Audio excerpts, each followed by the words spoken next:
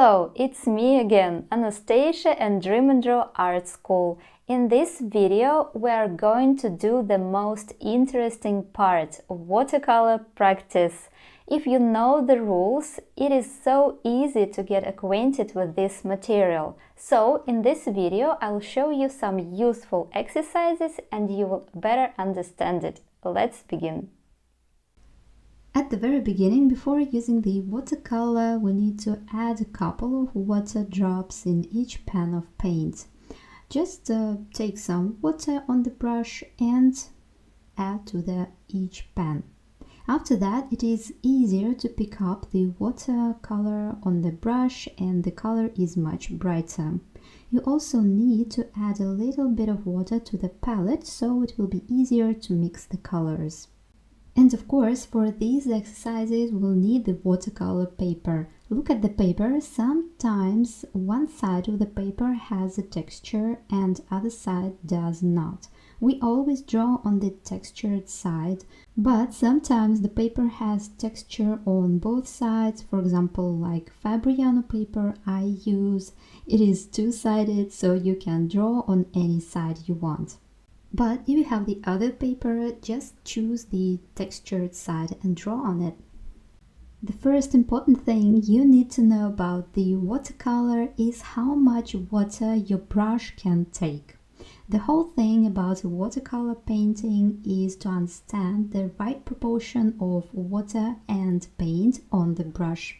Now let's make 3 swatches. The first swatch is when brush has little water. I dip the brush into the water, then dry well with the paper towel, and then I take the paint directly from the pan without using the palette.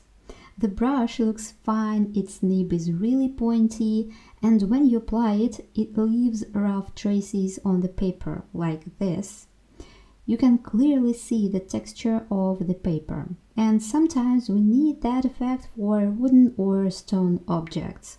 And the effect is called dry brush. Okay, the second swatch will show you the brush with too much water. I dip the brush in the water, use no palette and go directly to the color pan. The brush is not that pointy and looks bolder. This time there is too much of water on the brush because I haven't used the paper towel and haven't used the palette as well. These kind of swatches can lead to watercolor blots that most beginners hate, and sometimes it will look not that good when dry. But sometimes we also need this effect. Later I'll show you exactly where and how. And now an ideal version of swatch looks like this. We dip brush into the water, then dry it a bit with the edge of the glass of water like this. Then take the color from the pan and then mix the color with the water on the palette. You do remember we've prepared some water on the palette, right? If we want more saturated color, we take more paint from the pan and add a bit of water and mix together on the palette. The brush is also pointy, but it has the right proportion of water and paint. This kind of swatch we usually use mostly for every technique in watercolor sketching. So let me show you where exactly I use each type of swatches. Here on the poppy petals I've used the dry brush for creating veins. This technique is so good for textures and looks so great. Remember that you can create wood, stone texture or leaves with this dry brush effect. In this sketch, I've used the second swatch with loads of water so the shadows look very airy, light and gentle. And when I need to cover the space with a nice and clean background, I use the third type of swatches, like this. The whole space has no rough edges, the watercolor flows and mixes smoothly on the paper. All of the swatches we will use in my art lessons in different sketches. I'm sure you will learn them easily. By the way, you see that the second swatch is still wet, and sometimes we need to take the extra water away with the brush. Just apply your brush on the wet area and it will absorb the extra water and paint. Then clean the brush with paper towel and repeat. Or we can use the paper towel itself. Gently touch the wet area and the towel will also absorb all the extra water. For the second practice, we need the watercolor paper of A5 size and divide it into 6 parts like this. Don't forget to prepare the paints, just add a bit of water in each pan. We're going to do several washes, and for the first one I take yellow and mix the paint with water on the palette, like this.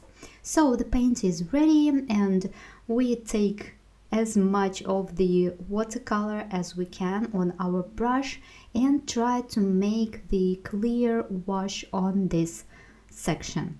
Just apply the brush on the paper and make one stroke. Then you see that there are some drops of watercolor on the edge of this section. These drops are very important if you want to make a clear, nice wash. Then we take a bit more of the paint from the palette and make the other strokes just by dragging these dots down with our brush. So you see, the drops helps us to make the clear wash without any sharp edges. So I continue using the brush, using the paper from the palette and trying to use these drops of watercolor. So the wash is great. Try to make several washes in different colors.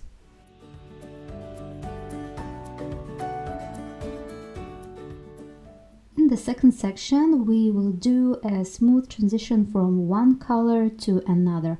I will also use the yellow color and a bit of green. I like the emerald green or phthalo green color, so let's use it.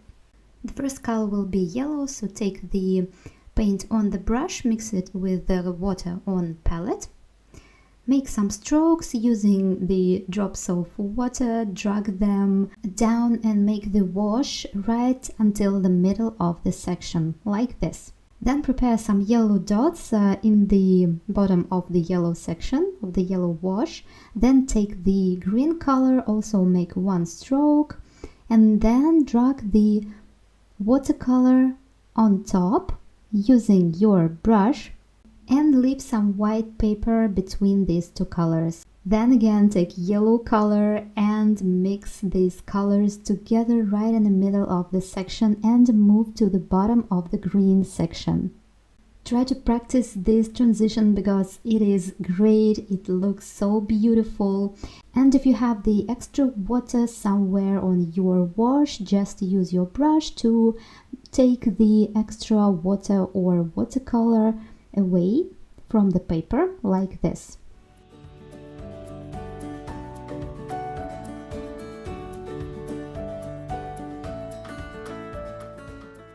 Okay, so for the next section, take the orange color or any other color you have or you want. Mix the color together with the water on the palette. So you see the color is very bright. Make the first stroke like this and try to move with your brush. Also make some drops of watercolor on the edge of this wash.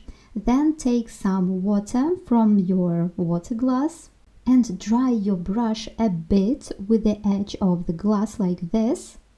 And then make the stroke with the water only on your wash. You see the wash became lighter.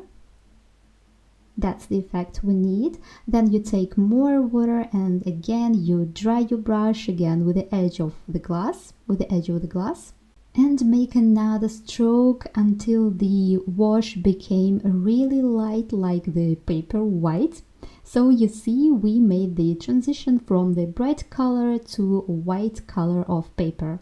The next wash is also very interesting and I'm going to take the violet color for it. I take the violet, mix it with the water on the palette, and then I'm making one stroke without picking the brush up from the paper. You see? No interruption, no picking up, just the wash with one movement. And I'm only pressing the brush down. That's all, try to do it as well. We need to let this wash dry and then I will show you another technique of stamping. And the last section is going to be the wet on wet technique, the wet on wet wash. Just prepare the section with your brush and only watercolor. Cover the section with water and try to pick any color you want. For example, I will start with the yellow and just make some dots, strokes on the wet paper with yellow. You can see how the watercolor flows. I like this effect very much. Then you can take another color, for example orange, and add some dots of orange on the wet paper. Now you can play with it, add a bit of more yellow or any other color and see how the watercolor flows. I will also add a bit of green color of that bright emerald green. So you see how the green is looking now on the wet paper. And of course, if you have some extra water on your wash, on the edge of your wash, try to remove it with your brush. So the violet wash is dry. Let's try the stamping technique. Take the wet brush and start to move it side to side to remove a bit of paint from the edge of this wash. Just be careful, do not press too hard, it can spoil the paper, leaving some peeled off pieces. Move the brush gently and wipe it up with the paper towel. Practice on the other edges of this wash. This technique is very useful for shadows, for layering and for flowers drawing.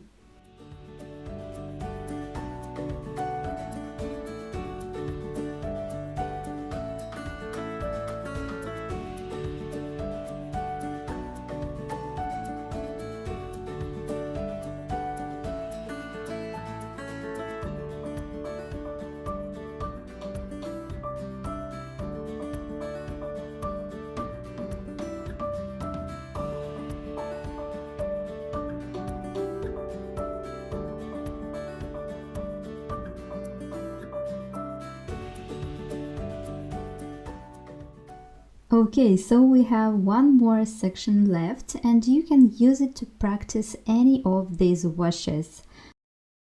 Be sure to make these exercises, especially if you are a beginner and if something doesn't work well.